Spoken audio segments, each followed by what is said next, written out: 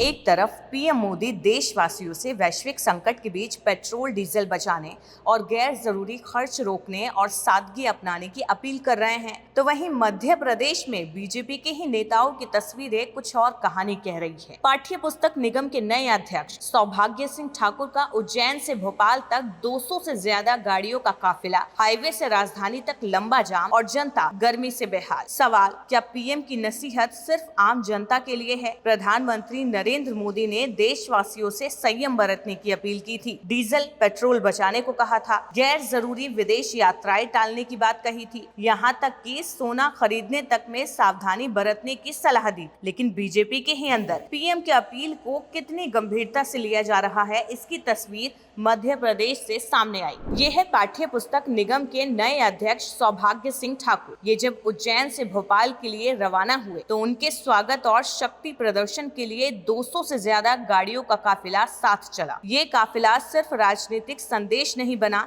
बल्कि आम जनता की परेशानी का कारण भी बन गया। उज्जैन से भोपाल तक कई जगह हाईवे पर लंबा जाम लगा। भीषण गर्मी में घंटों फंसे लोग परेशान रहे। बच्चों, बुजुर्गों, मरीजों तक को मुश्किलों का सामना करना पड़ा। राजधानी भोपाल में बीजेपी कार्यालय, बोर्ड ऑफिस, डीबी मॉल और अरेरा हिल्स तक ट्रैफिक व्यवस्था चरमराती हुई नजर आई। सवाल सिर्फ ट्रैफिक जाम का नहीं, सवाल राजनीतिक आचरण का भी है। क्या सत्ता के जिम्मेदार पदों पर बैठे लोग वही संदेश खुद पर भी लागू करेंगे जो जनता को दिया जाता है? क्या ईंधन बचत की अपील सिर्फ आम जनता के लिए है और नेताओं के लिए शक्ति प्रदर्शन जरूरी है? प्रधानमंत्री की अपील और पार्टी नेताओं के प्रदर्शन के बीच ये विरोधाभास अब चर्चा में है, क्योंकि जनता पूछ रही है, जब देश हित में बचत जरूरी है तो क्या नेताओं को इससे छूट मिलनी चाहिए?